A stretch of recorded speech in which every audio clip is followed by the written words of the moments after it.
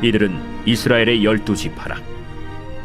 이와 같이 그들의 아버지가 그들에게 말하고 그들에게 축복하였으니 곧 그들 각 사람의 분량대로 축복하였더라.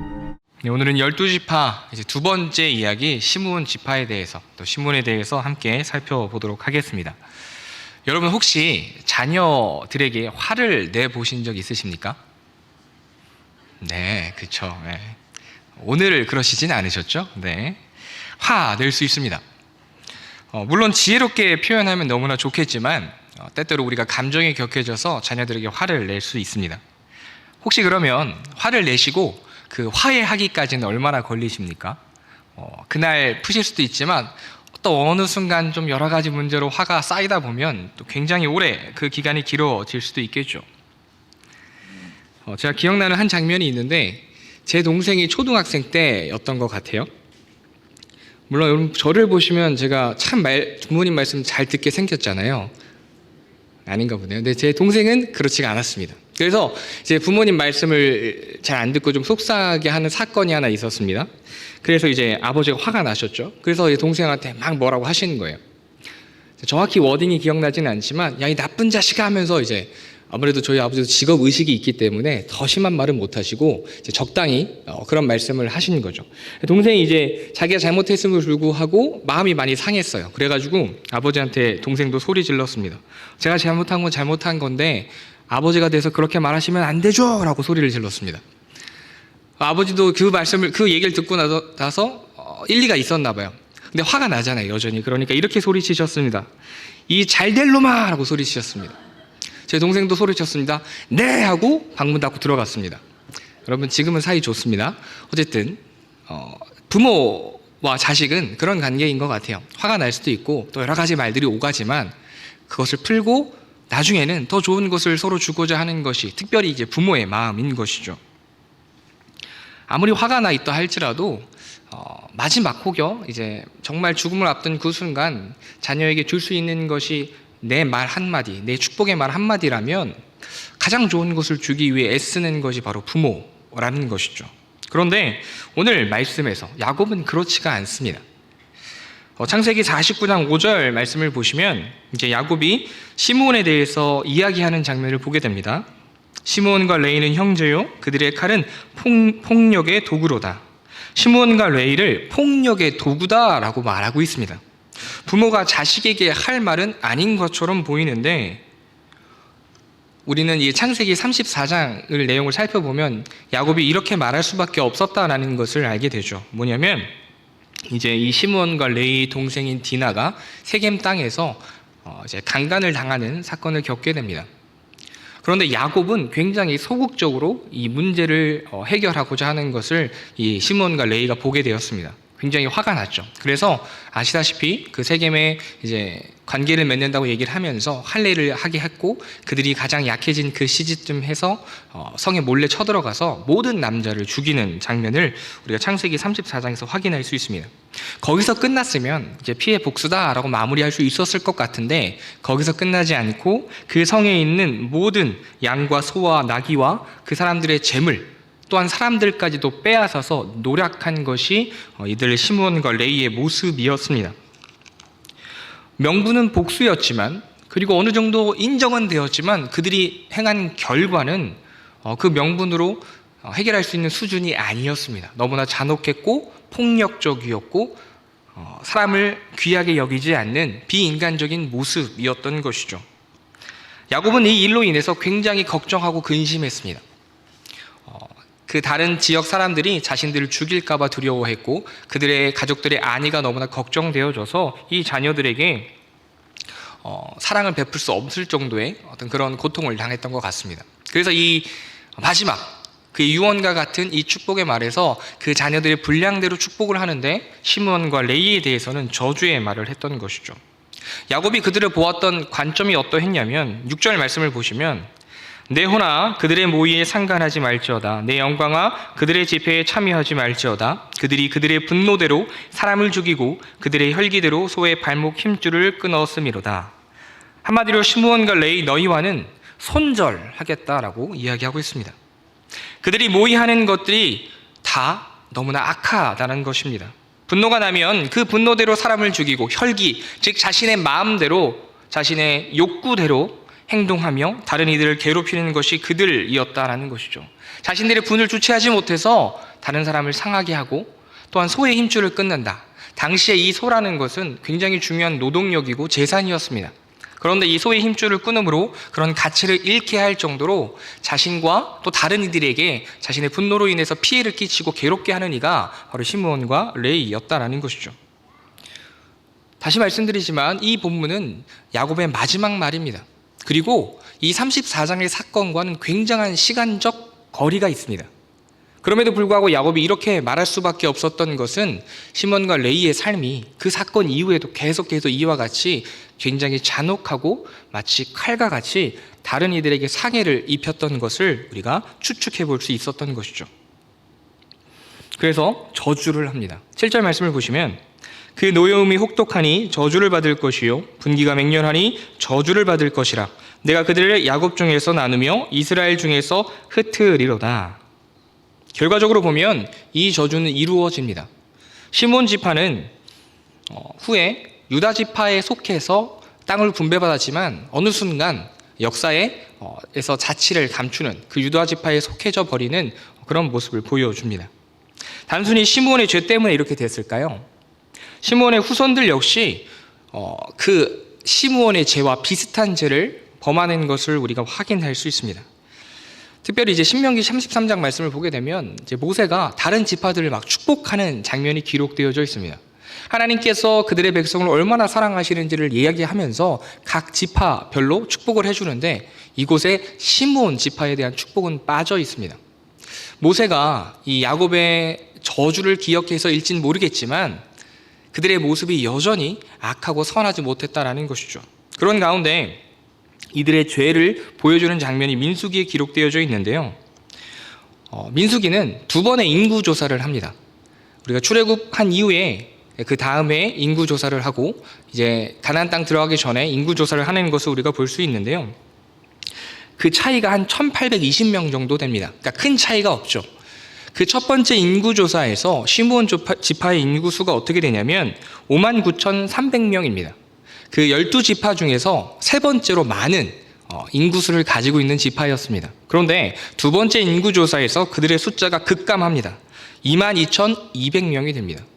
어떤 사건이 있었는데요. 그것이 무엇이냐면 먼저 민수기 25장 1절 말씀을 보시면 이스라엘이 시딤에 머물러 있더니 그 백성이 모압 여자들과 음행하기를 시작하니라.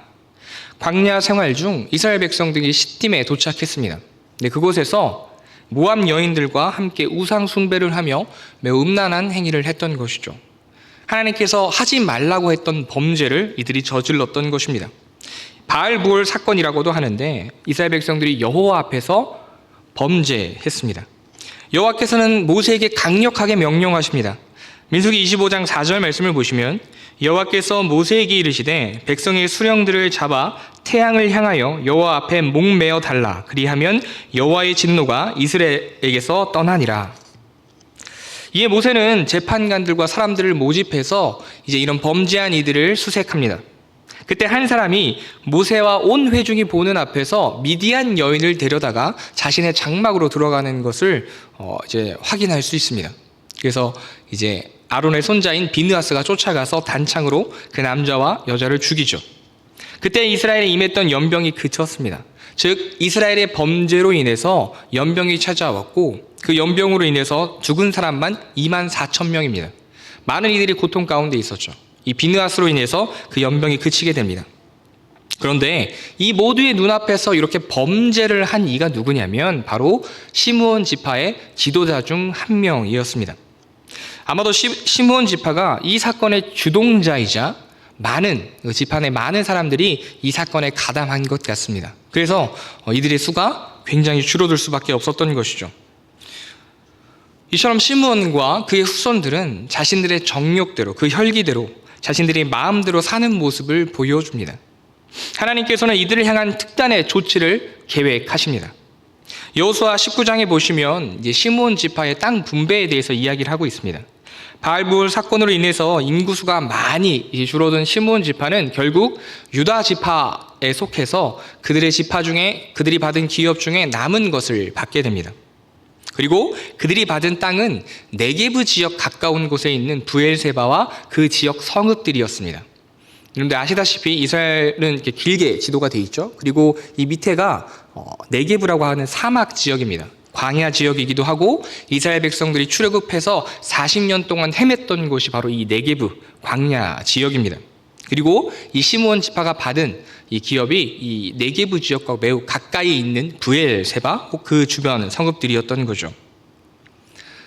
여러분 한번 이 시므온 지파의 입장을 생각해 보시면 어떨까 합니다. 광야 생활을 했습니다. 그 뜨겁고 혹독한 척박한 광야를 지나서 이제는 가나안 땅, 약속의 땅이라고 부르는 가나안 땅에 들어왔습니다. 그런데 그들이 받은 땅은 여태 그들이 고생했던 그 땅과 크게 다르지 않은 땅인 것입니다. 브엘세바도 사람이 살 수 있는 지역이긴 하죠. 우물도 있고 또 여러 가지 필요한 것들을 얻을 수 있는 곳이 브엘세바는 맞습니다. 그러나 역시 척박한 땅입니다.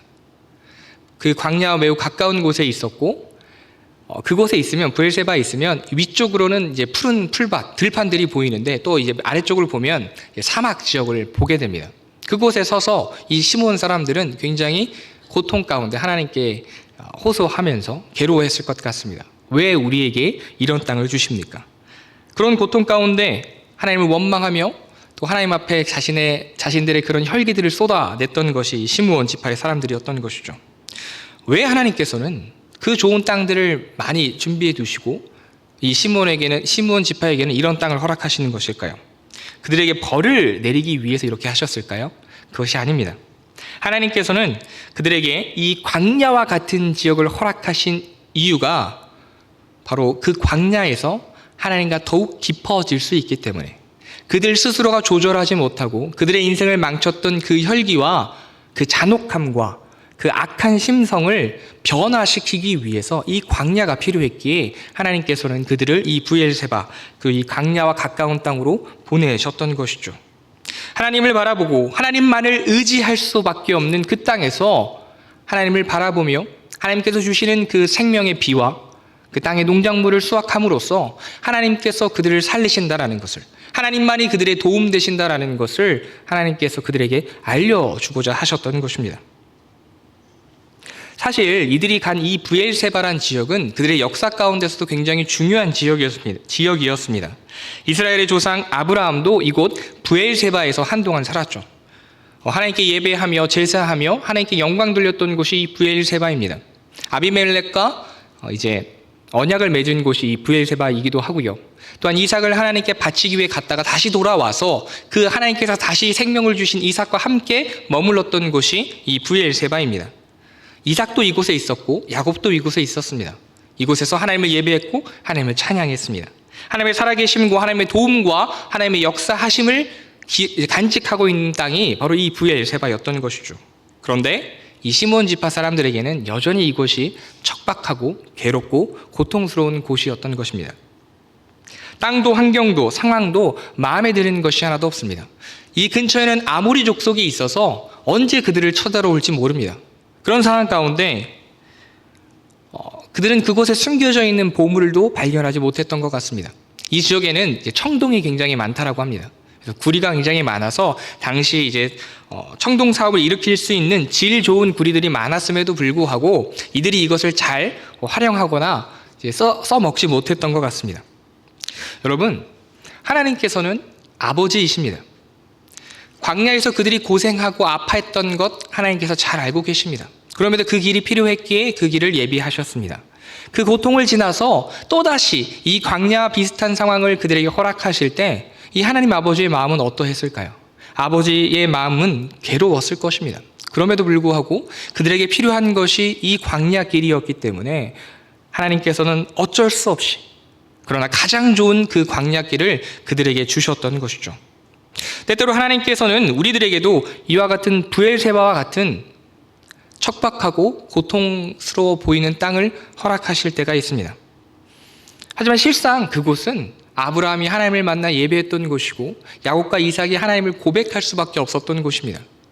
우리 삶 가운데 하나님의 살아계심과 일하심과 역사하심을 확인할 수밖에 없는 곳이 바로 오늘 우리들에게 허락된 이 브엘세바, 광야와 같은 곳이다라는 것이죠. 그것을 여러분 어떻게 바라보고 계십니까? 어떻게 느끼고 계십니까? 하나님이 살아계십니까? 여러분이 당하는 그 척박함과 메마름과 고통이 무엇을 위한 것인지를 우리는 기억해야 합니다. 우리의 깨어지지 않는 이 마음과 이 곧은 목을 하나님께서 광야라는 곳을 통해서 깨닫게 하시고 하나님 앞에 바로 설 수 있도록 오늘도 우리들을 붙잡고 계시며 말씀하고 계신 것이죠. 우리를 광야에 보내신 하나님께서는 이미 그곳에서 우리를 기다리고 계시며 오늘도 우리를 위해서 일하고 계신다라는 것입니다.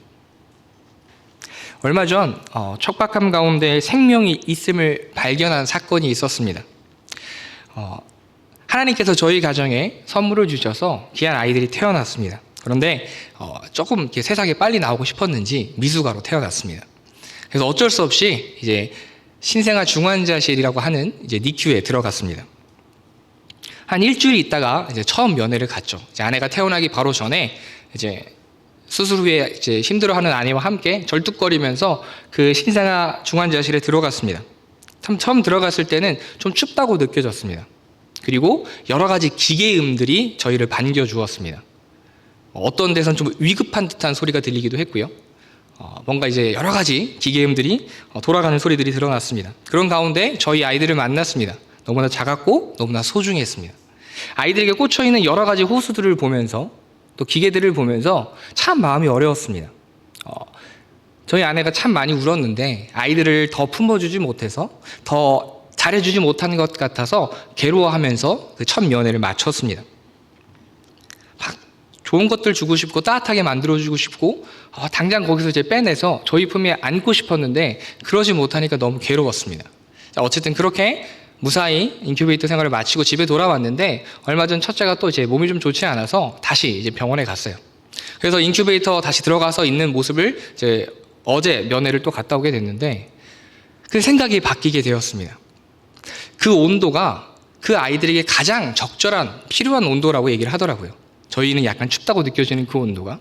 그리고 여러 가지 그 기계음들이 그때 처음 들어갔을 때는 굉장히 불편하고 괴로워 보일 것 같이 그렇게 느껴지는 소리들이었는데 그 소리들이 이 아이의 상태와 이 아이에게 필요한 것이 무엇인지를 알려주는 소리이기도 했습니다. 꽂혀있는 그 호수들은 이 아이가 지금 생명을 유지하고 더 건강해질 수 있도록 돕는 것들이 그 아이에게 들어가는 도움의 역할을 하는 것들이었죠. 저희는 그것이 괴로워 보였습니다. 괴롭게 하는 것처럼 여겨졌습니다. 그런데 알고 보니까 그 아이를 살리는 데 필요한 모든 것들이 그곳에 있었습니다. 그곳에 아이가 있지 않았다면 아이는 살 수가 없다라는 것을 절실히 느끼게 되었습니다. 주 안에서 사랑하는 성도 여러분, 오늘 우리에게 허락된 이 모든 환경은 하나님께서 우리를 위해서 허락하신 것입니다. 우리를 가장 잘 아시는 그분께서 우리에게 가장 좋은 것으로 가장 필요한 것으로 감히 우리가 헤아릴 수 없는 그 방법과 그 사랑으로 그 놀라우신 은혜로 우리들에게 허락하신 것입니다. 그곳에서 우리가 해야 할 것이 있습니다. 그 모든 것을 허락하신 하나님을 바라보는 것입니다. 우리를 가장 사랑하시는 그 하나님께 우리 역시 사랑한다 고백하며 하나님께서 기뻐하시는 길을 걸어가는 것입니다. 시므온의 이름은 순종입니다. 하지만 그들은 순종하지 않았습니다. 그러나 오늘 이 말씀을 보고 또 그 시므온에게 여전히 광야의 길을 허락하시며 그를 돌이키고자 하셨던 그 하나님의 은혜를 우리가 기억한다면 우리가 해야 할 것은 순종인 줄 믿습니다. 하나님께서 오늘 우리에게 허락하신 이 여러 환경 가운데 우리가 해야 하는 것은 순종입니다. 왜냐하면 하나님께서 우리를 가장 좋은 길로 인도해 주실 것이기 때문입니다. 오늘도 우리에게 허락하신 그 여러 가지 고통처럼 보이는 척박함과 메마름과 아픔으로 보이는 모든 요소들이 우리를 살리는 하나님의 사랑의 손길이다라는 것을 우리가 잊지 않기를 소망합니다. 그래서 오늘 하루 또 우리 평생에 온전히 하나님만 바라보면서 하나님께서 허락하신 그 광야길 가운데 하나님만을 바라볼 수 있는 저와 여러분이 되시기를 간절히 축복합니다. 아멘. 우리 이 시간 함께 하나님께서 베풀어 주신 그 모든 것이 은혜임을 고백하며 찬양함으로 하나님께 나아가겠습니다.